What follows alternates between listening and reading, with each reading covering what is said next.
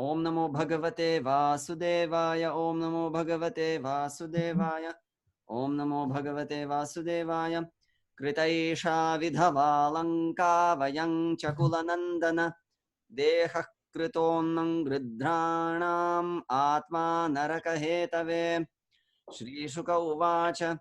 Svanang vibhishanashchakre kosalendranumoditaha. Pitramedha vidhanena yaduktam samparayikam. All right. So the context is that Ravana was killed, and here the Rakshasa female citizens of Lanka came out of the city, and they're lamenting for their dead relatives and for Ravana. So this is what they say. Kritaisha vidhava. That's the last verse that they speak after Shukadeva resumes. So okay, so let's start with Kritaisha. What is Kritaisha? Kritaha. Krita. Yes, it's Krita. First is Krita, not Krita. So this is a sandhi. Krita. And Krita means made. To do something. Made. The verb is krit. Verb means to do. This is krita. So this is a participle, yeah, made from the verb kri, to do, and krita, which participle is a word that is made of a verb, of a verbal root, and it can become an adjective or a noun. So therefore it takes noun endings. So krita, what case and what number do we have here? Feminine 1.1. Feminine 1-1. 1-1. Krita. Then, as you said, the next word is esha. Esha. And esha means this. Esha is a pronoun. Etad. And this is feminine. Also 1-1. So this is made. Esha and krita esha. A and e merge together in I. This is the vowel sandhi. So this is made. Okay, vidhava. What's vidhava? Widow. It's a noun. Feminine. Also 1-1. Vidhava. And what does it mean? Widow. Yeah, as you say. Widow. Do you know how it's formed? Vidhava. Well, basically it's it's vi and dhava. And vi here means vigata, means dhava. It's actually a bahuvrihi samasa. It means a woman whose husband has gone. Gone means deceased. So dhava is a husband. Vi in this case would mean gone. And then it all takes on a feminine character due to the object, because it refers to a woman. So it becomes vidhava. In other words, a woman without a husband. In other words, whose husband has died. Vidhava, a widow. Then Lanka, well, that's Lanka. And feminine 1-1. Okay, so we have a whole phrase here. Okay, this Lanka was made. We can write here was made a widow. Okay, so krita is here it is a passive participle. Was made. Vayang cha. Vayam. All of us. Asmad, pronoun. Noun 1.3. Yeah, pronoun. 1, 3. Okay, we, vayam, and it's vayam, we. We have the anusvara in the text because vayam is followed by cha, and cha is a consonant. So M, final M of all words changes to anusvara, a dot above. And in the Devanagari, it is represented in the same way. So vayam, we, cha, and it's undeclinable, and simple word. Kulanandana. So what do we have here? Okay, it's a noun, N. Kulanandana. Masculine 8.1. Yeah, Sambodhana. masculine 8.1. Address, Sambodhana. Kulanandana. So what it means literally? Nandana is son. Kula is the lineage. Yeah, or family. Yeah, or lineage. So the son of the family, or yeah, let's say, or but Nandana has a yeah, one meaning is the son. You're right. Nandana has a, if you look into the derivation, it comes from the verb nand, to be joyful, to be blissful. Okay, and we have the noun ananda made from the same verb, from the same dhatu. So Nandana refers to the child Pleasure. or the son, because it makes you blissful. Nandana, somebody who makes the family blissful. So you can say, oh, or joy of the family, because Nandana means also joy. Yeah, literally, if you go by the derivation. Yeah, and then you know, extendedly it refers to the son, or also to the child in general. Okay, so then next, dehaha. Dehaha, noun. Well, there could be only one option. It's a masculine, 1 1. 1.1. Yeah, meaning body. Body. Krito. Krito. We had krita, now it's krito. So what's happening with krito? Kritaha. It is kritaha. Kritaha. Same like dehaha was made. And it's also masculine participle. Masculine, 1 1, was made. So it refers to the body. It becomes an adjective of the body. It shares the body's gender, number, and the case. And what's that num? Okay, so we know well that this apostrophe refers to the deleted a. Okay, and that's again the sandhi. Kritaha annam becomes kritonam. So first of all, the short a and visarga change to o, and that o makes the next a of annam disappear. And this is represented by the avagraha in the Devanagari.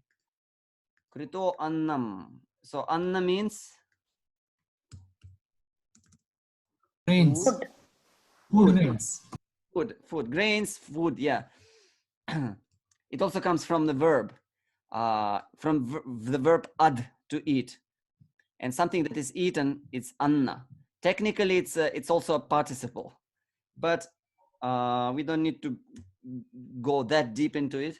We just take it as noun here, and this is Neuter. yeah, neuter 1 1. It can be 2 1 also, annam, or 1 1. Okay, and then kritonam gridranam. What is that? It's a noun also. Which case? Masculine 7.3. Yes, masculine. 6.3. 6.3. 3. Yeah, anam. Whenever you see anam, it's always 6 3. And gridranam. And gridra is a vulture. Okay, so of vultures. Of vultures. We'll see, it might not be the possessive, it might be just generic sambandha, generic relationship. Then atma.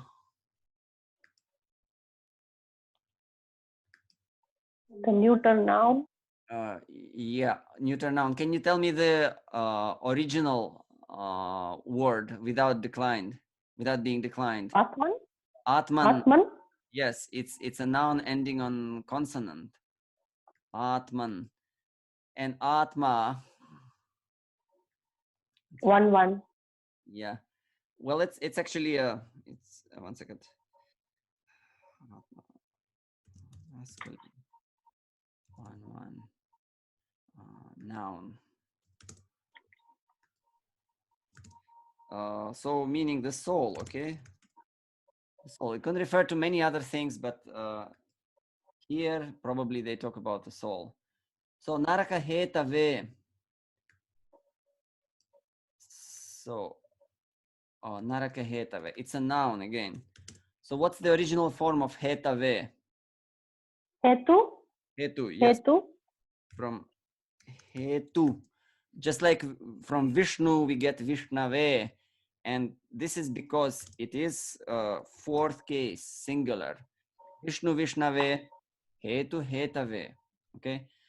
And how do we translate it? One of the meanings is like for the, for something, for the purpose of, okay? So we can write it for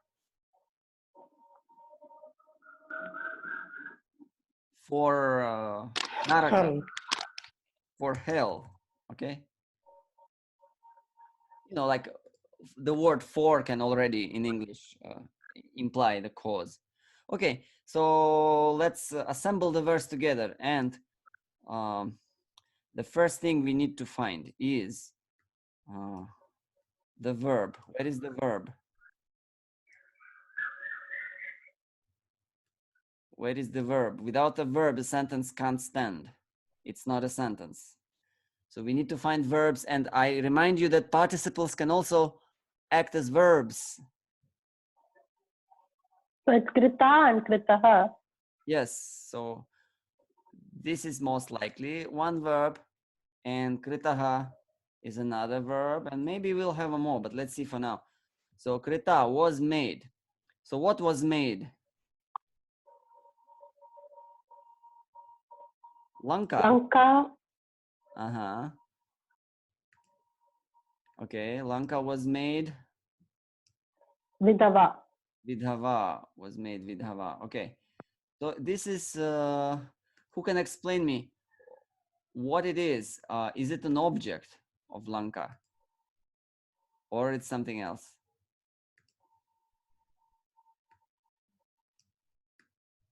Doesn't look like an object. Hmm. So you remember I was explaining to you about the object and predicate. A is B. Yeah. Hmm. So this kind of a construction can also happen with the verb kr, to do. So something was made, something. Okay, that's not technically an object, but it's a full sentence. It's a complete sentence. And what we call it, the first one is anuvada, and the second one is vidheya. Okay, so the first one we already know. We already know Lanka. The thing about it, we didn't know that it was made into a widow. So anuvada vidheya. A couple of weeks ago, I explained it, and I by mistake I told you the other way around, that the first one was called vidheya and the second is anuvada.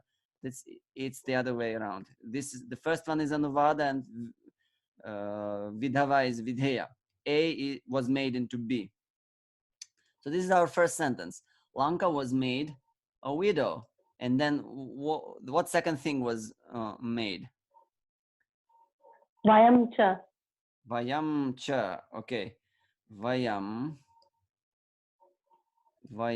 cha. And we, what about we? What about us? We are also made into widows. Yes. Vayam cha vidhavaha kritaha. It's all implied. So I think we need to imply actually a verb, krita, or a participle which acts like a verb. And we should adjust it according to the plural number of vayam. So we and we were made widows. We were made widows. Here it is, vidhavaha. It's also implied.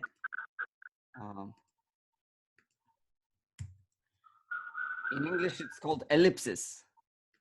Things that you don't say, but they're anyway understood. Widows. So this is our second sentence here. Oh, why is it going? Okay, like that.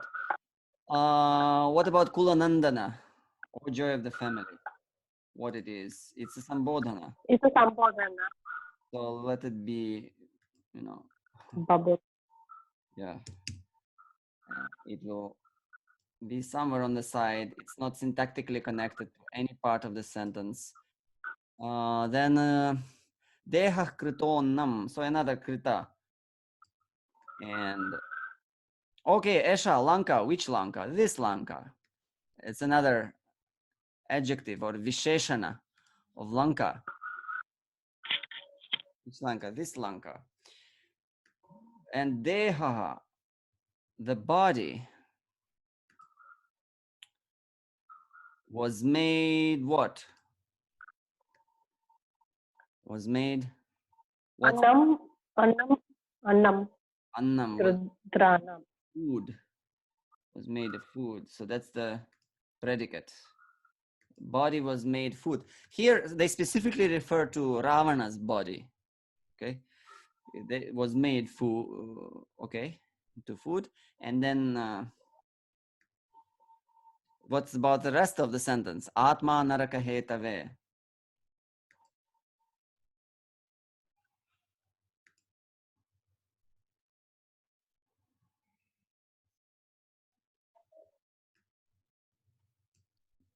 So Atma is another subject, and we need to give it a verb. We again imply elliptically, imply another one here. So the soul was made, and we have the remainder, naraka hetave. Okay, so for hell.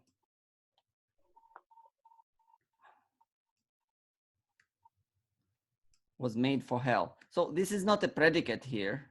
It's just a word connected to a verb. So the soul was made, for hell, for in the sense of for the, like a destination. Okay, here it will not be like a purpose. In other words, your soul, by what you have done, was destined for hell, for enjoying the experiencing the hellish life for your activity. So this is just a chaturthi vibhakti, fourth case, in the sense of a purpose. So this is this. Okay, gridranam also. Where do we connect gridranam? Of course, to food. For Annam. Food. Yeah. So this is the sentence. Okay, this Lanka was made a widow, O joy of the family, and we were made widows. Okay, and your body, was made into food for vultures, and your soul was made, for hell. In other words, you created your own destiny to go there. And this is there is a translation by Srila Prabhupada. O pleasure of the Rakshasa dynasty. See, even it's translated like that. O pleasure of the Rakshasa dynasty. That's the derivation of the word Nandana, from the Nand dhatu. Because of you, the state of Lanka, and also we ourselves now have no protector. Okay, vidhava, no, a widow. And Prabhupada translates it as no protector. By your deeds, you have made your body fit to be eaten by vultures and your soul fit to go to hell. So you definitely have to, you know, in translating it, you need to make it sound idiomatic and pleasant in another language. So yeah, here what we did, we just analyzed the relationships in Sanskrit. Any questions on this verse before we assemble the other one?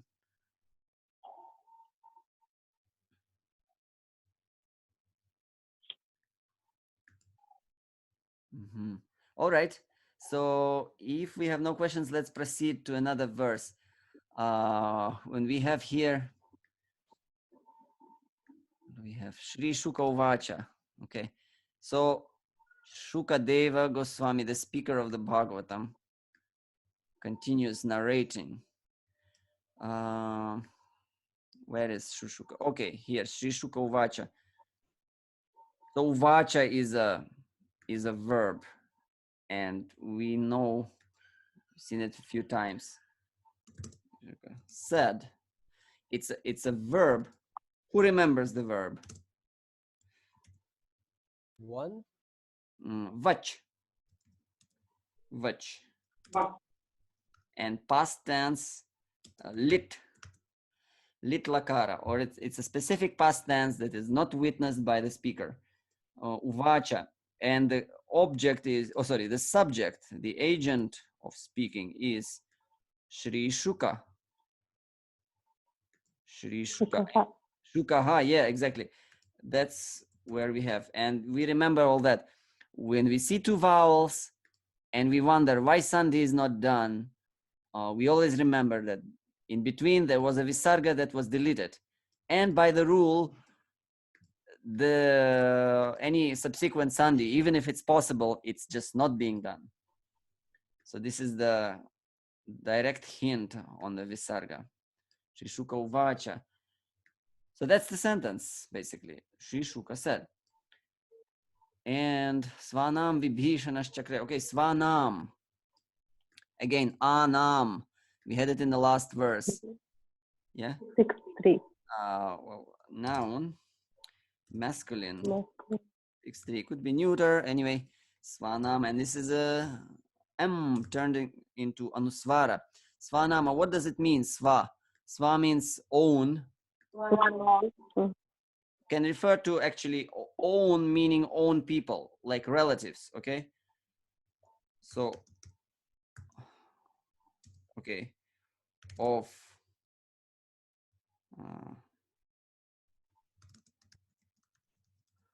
the relatives. Okay. Vibhishanash. So Vibhishanash, we know the person from Ramayana. It's a noun. Vibhishanaha. Vibhishanaha, yeah. Because the next word starts with cha, the targa turns into sh. So it's Vibhishanash. Chakre, what is chakre?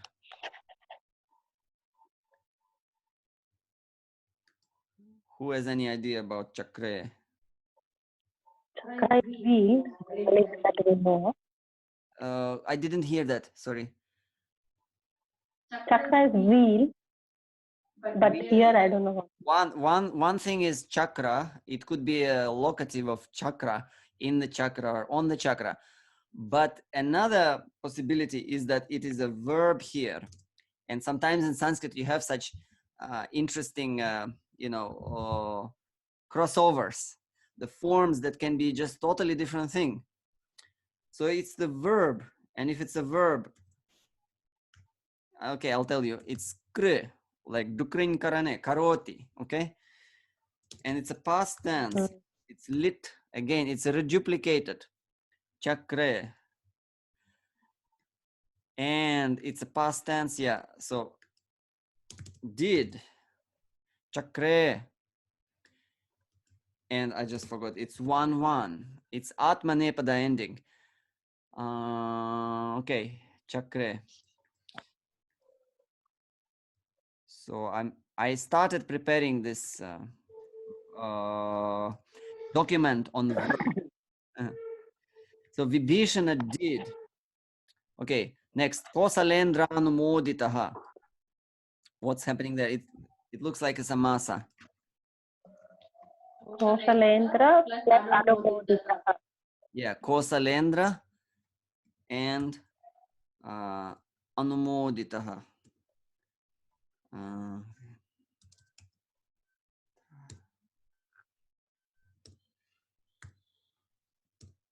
Anumoditaha. Okay, so Kosalendra was from the beginning of the chapter, meaning the king of Kosala or Rama, and Anumoditaha means. Do you know the meaning of Anumodita? Permission.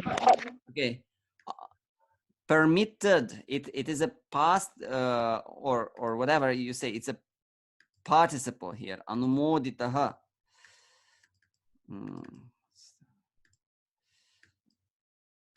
Okay. Or approve. Let's use the word approved. Approved by Kosalendra. Anumodita. I'll show you that. So you anumud. It comes from the anumud dhatu. Anumud, to express approval. Okay. Mood by itself means to be joyful, but anumud means to express approval. It's just another example of how a verb can mean totally different thing when it has a prefix.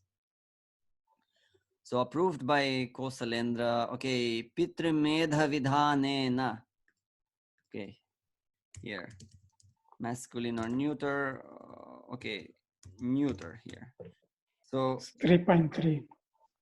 No, 3.1. 3.1, yeah. Ena. It's always singular. Krishnena, Ramena, and Vidhanena. So what's Vidhana? Vidhana. To do. Vidhi. To perform. To do. Vidhana. It's a noun. Okay. Performance. Okay. And Vidhanena, it's a third case. So what meaning of third case we use here? Vidhanena. Yes, by the performance of what? By the performance. What is medha? Medha. Well, there is one verb, one word that means sacrifice. Actually, medha. There is another word, medha, feminine, which means intelligence. But here it's a masculine word, medha, sacrifice. Which kind of sacrifice? Pitre medha. Pitre. Let's say for the father. Okay. Or Pitri can mean just ancestors. But in this case, well, let's say for the, the ancestors. Okay. Okay, Pitri medha vidhanena. Okay, yad. Yad. Yes. Yad is yad. It's a pronoun. Pronoun. And what it is here? Yad.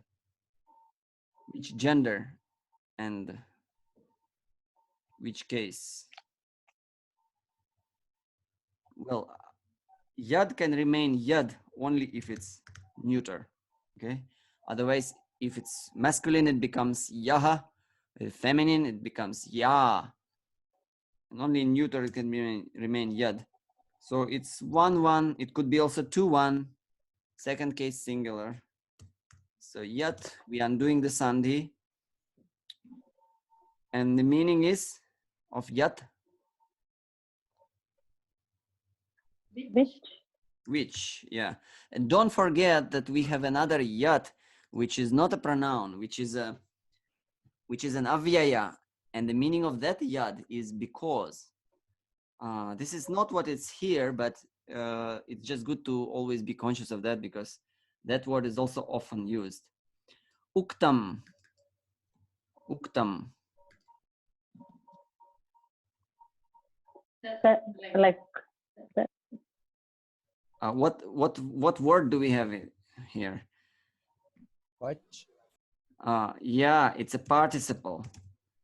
Participle. In other words, a verb becomes a noun or an adjective. So participle of vach. Yeah, that's what. So plus ta. And vach becomes ukta. It shrinks. The first syllable va shrinks into u. Then uktam. So vach means to speak. So therefore, make a passive word from the verb to speak.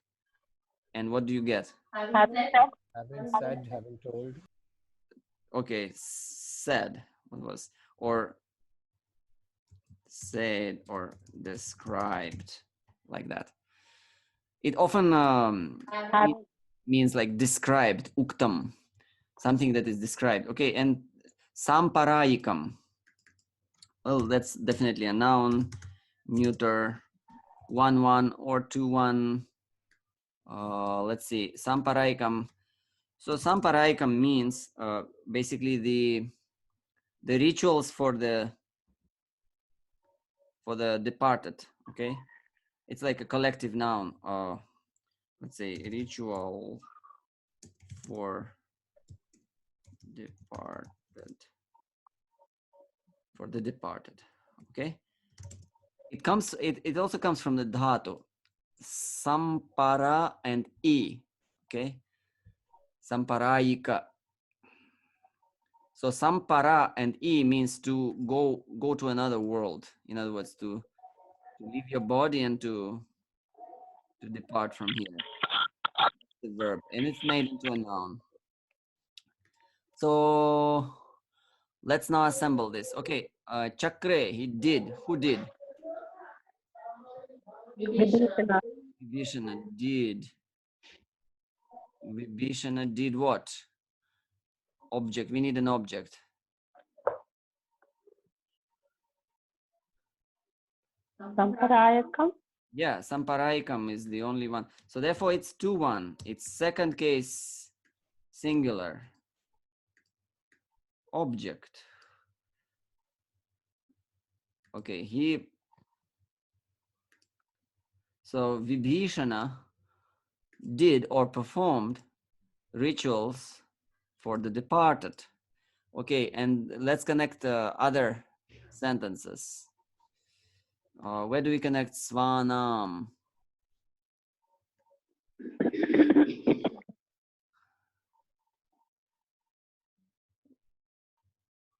for Of the, Samparayakam, yes.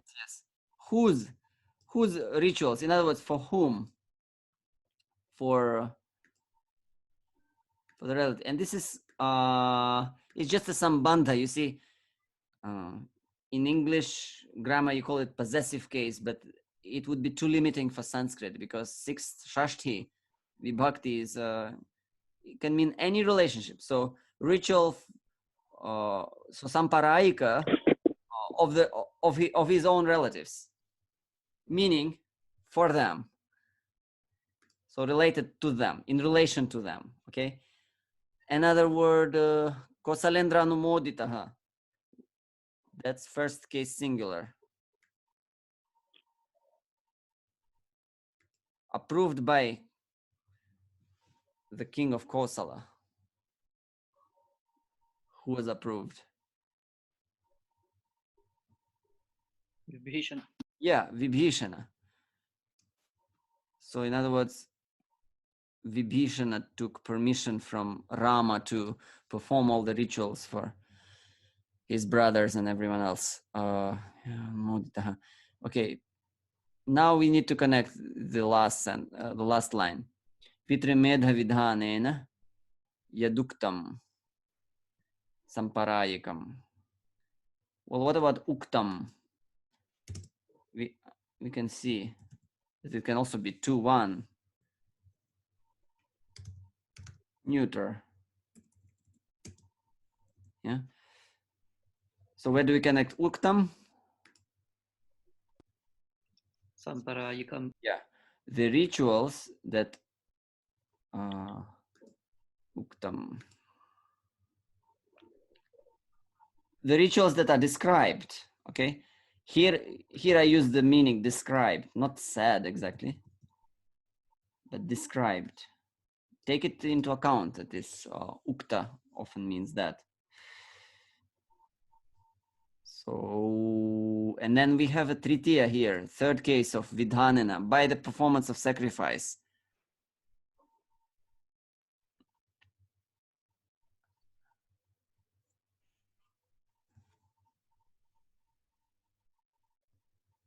Well, I connected here to chakre. How did he perform these rituals for departed souls? By the performance of sacrifice. So what is the meaning of the tritiya vibhakti of the third case? How do we call that?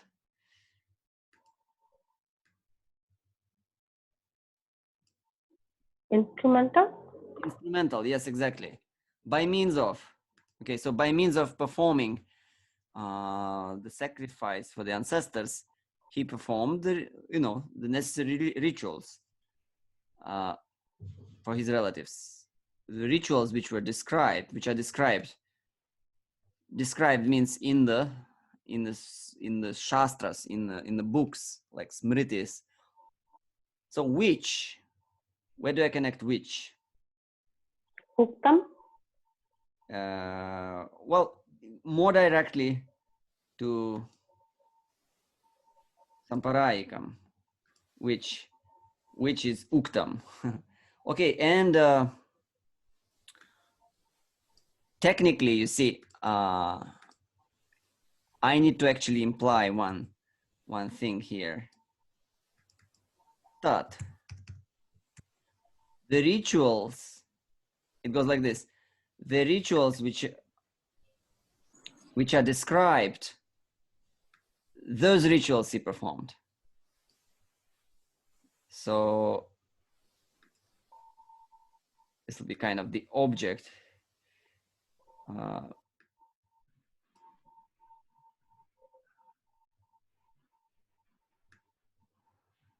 Those rituals, okay? Because there is yet, there should be that. Yes, exactly. Whenever you see yad, there should be another sentence. Oh, big noise there. Somebody can mute. Yes, so whenever we have yad or yena or yasya or whatever, we will have another clause. It's called correlative clause, relative and correlatives, which the rituals which are described, those rituals he performed. Okay, it's not the way you express yourself in English, but for example, in many Indian languages, you express yourself exactly like that. You kind of have those both clauses. It's called clause, okay, or a part of sentence. One is the main, another one is a relative to it. So the yat always marks a relative clause, relative part of the sentence. And here that the correlative part, which is just tat, has to be only implied mentally when you analyze the sentence. Okay, so the second verse is Vibhishana, approved by the king of Kosala or Rama. He performed the rituals for the departed souls for his relatives, which are described in the scriptures, and he performed them by means of doing a sacrifice, the Pitri sacrifice for the ancestors. So this is the what we call anvaya, or relation of all the words in the sentence, connection. All right, any questions or comments?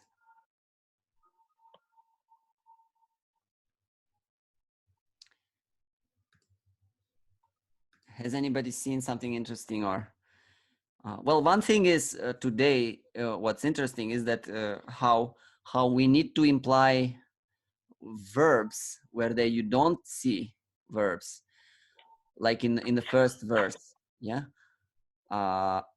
we needed to imply the verbs, and often it might be confusing because you might think, all, you know, a whole bunch of nouns you have, what unites it all, you know, and you don't see a verb. So the idea is maybe the verb is implied, and then you have to see by meanings of words what will make sense, and then you decide to, you know, imply the verb, and then everything falls into place once you do that. All right, so yeah, if we have no questions anymore, we can stop here, and I can just tell a few words to the new members. Okay, welcome everybody new who is here. I see some four members. So basically what we do, we take a verse from the Bhāgavatam, or once we finish with these couple of chapters, we'll go into some another interesting text, and we analyze each word of the text. What you see, the way we did here right in front of you, the grammatical form, the declination, the conjugation if it's verbs, and then we assemble the verse. We find the subject, object, the verb, and other words, and we connect them all, and basically put it, you know, all on this whiteboard, and all the analysis made is saved, and we publish it on our website at the end of the week. And by the way, I will publish the last week's notes. I forgot to do that in this weekend. So then this process works best if you do it consistently and continuously for the period of few months. Then gradually you start gaining the understanding of how to read Sanskrit verse and understand it, how to think in a grammatical way, how to connect the words together, not just intuitively kind of blindfolded, or maybe this goes with that and maybe that goes with this. We have plenty of people doing it, and the results are horrible because people just keep on imagining and then coming up with all sorts of speculative translations. So what we want to develop ourselves in a scientific way according to Sanskrit grammar, so that we can translate verses and understand them the way they are, and exactly understand what the verse is trying to tell us, not what we think the verse is trying to tell us. So for that, we do need to learn a bit of grammar.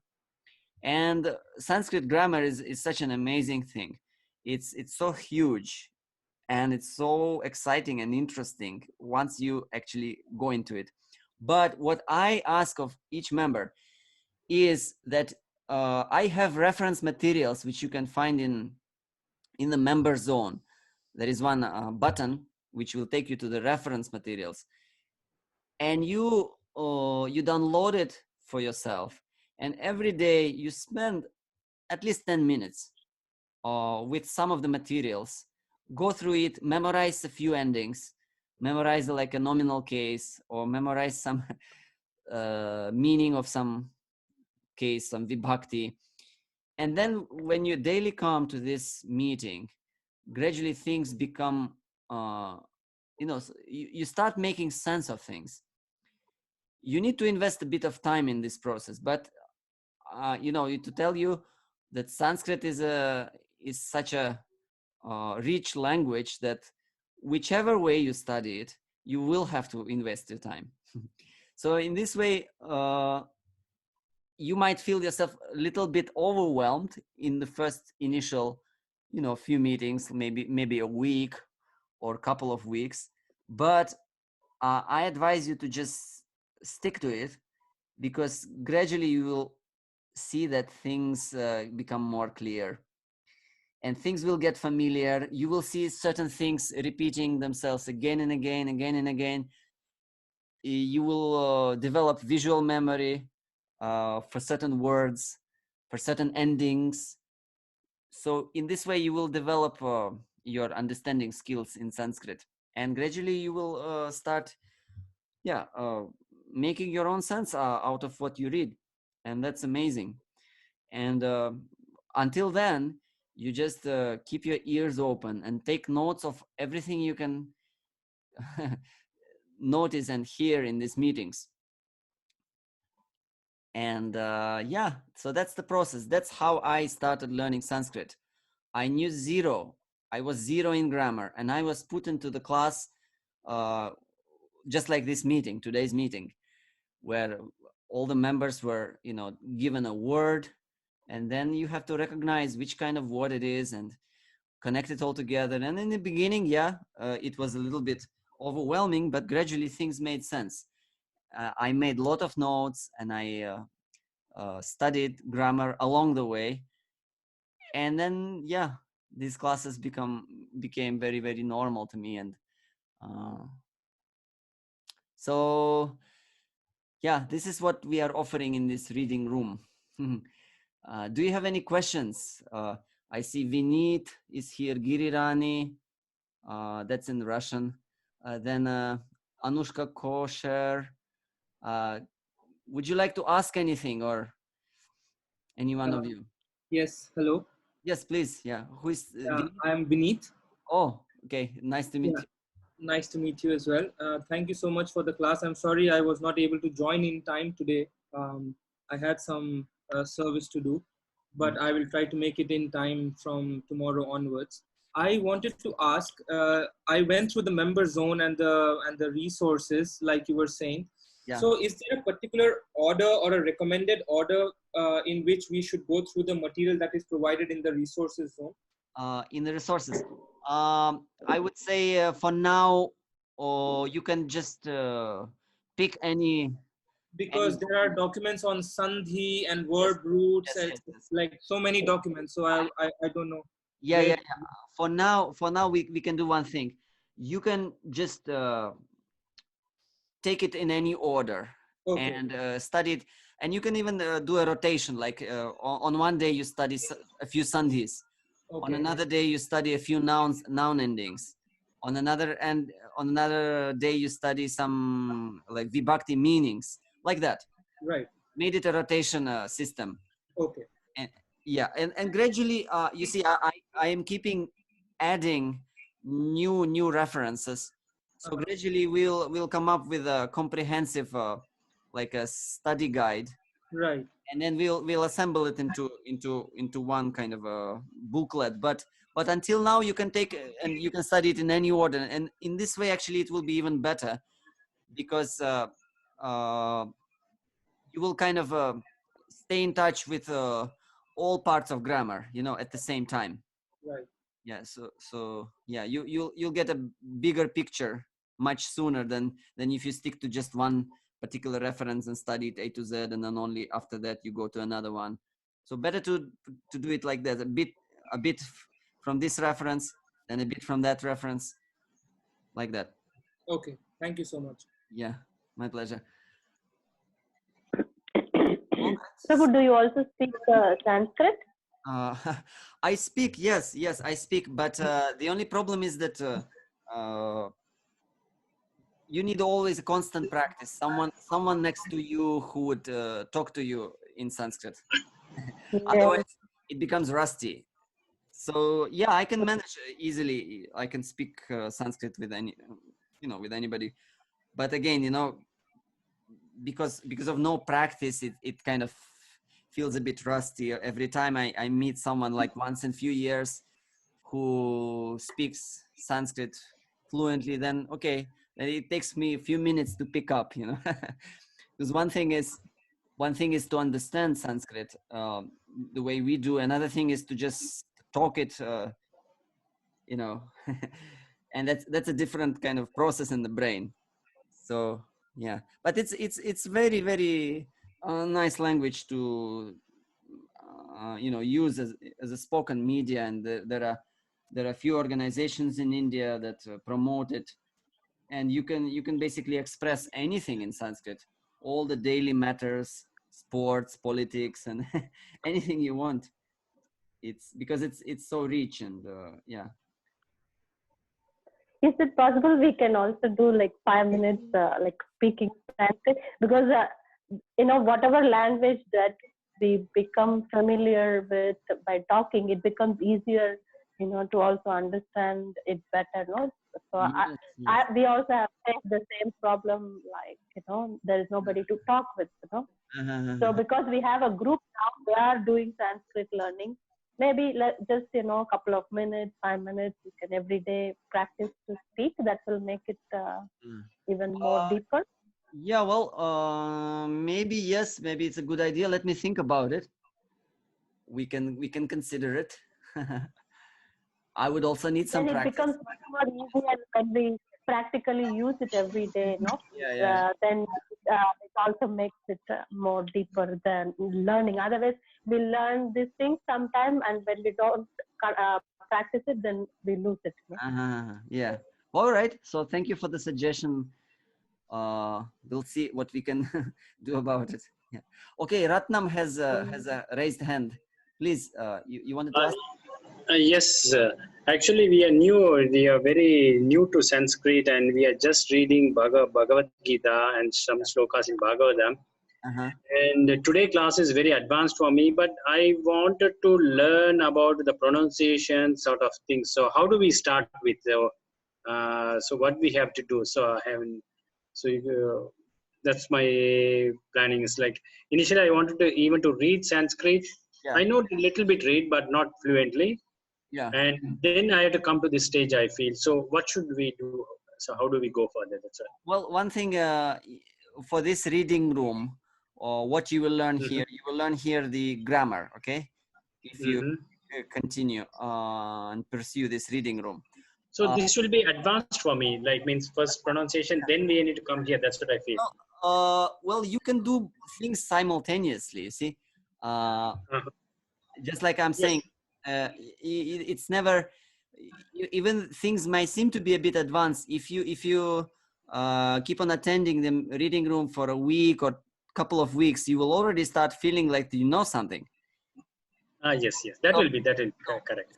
Especially if you combine it with 10 minutes of self-study with the materials that I provide on the website. So that will be very effective, very effective. Now, another regarding the pronunciation, you see, I have a separate course for it, which is online. You can find it on my website also. Okay. Do you know that sanskritsense.com?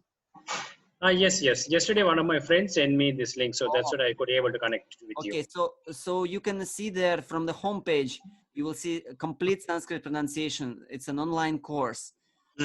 You can preview it, and that is specifically dedicated to the way we pronounce all the svaras and vyanjanas and everything else. So that's from the basic, you mean to say? Yes. And so how do I?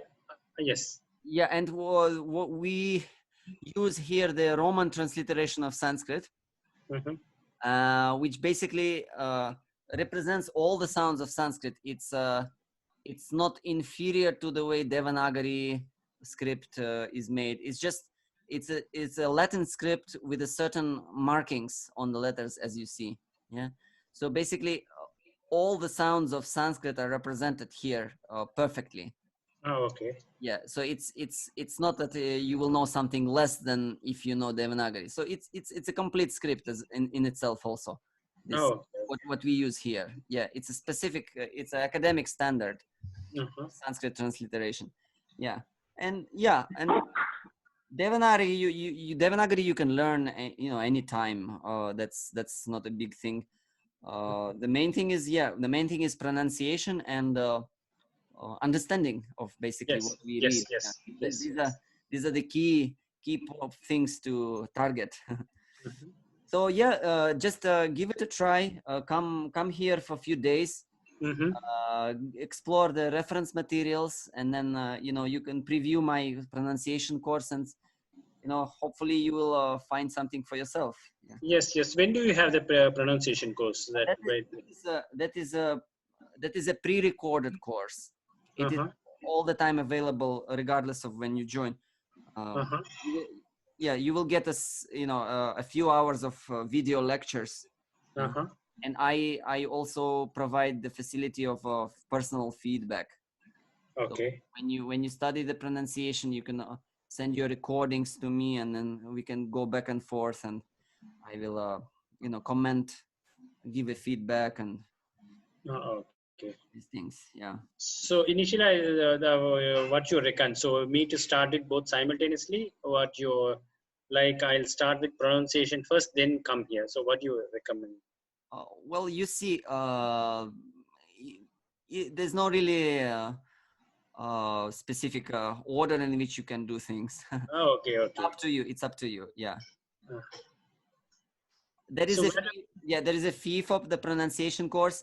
This reading room is free of cost, and it's just it's run on contributions. So okay. later on you might consider. The pronunciation course is chargeable, so you can see everything on the website. Everything will be there. Yeah. Okay. Okay. All right, so we'll stop for today, I guess, and hope to see you all tomorrow. And again, I encourage the new members to give it a try for a few days at least. Yes. Okay. And try to take full advantage of the materials. And we'll see in the end of the week. We'll see what you will be thinking. All right, so good luck, everybody. Shri Ramachandra Vijayate, Srimad Bhāgavatam Ki Jai. Hare Krishna. Good luck to you all. Thank you very much. Namo Namaha. Thank you.